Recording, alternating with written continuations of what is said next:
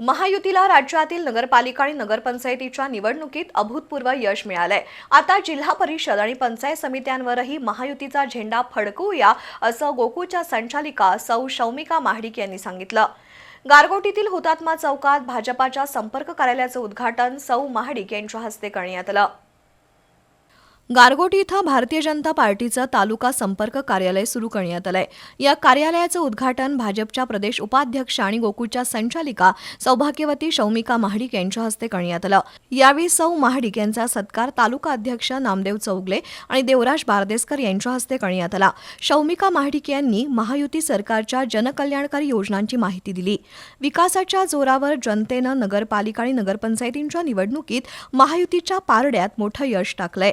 आता जिल्हा परिषद आणि पंचायत समित्यांवर महायुतीचा झेंडा फडकवण्यासाठी कार्यकर्त्यांनी कसोसीनं प्रयत्न करावेत असं आवाहन शौमिका महाडिक यांनी केलं।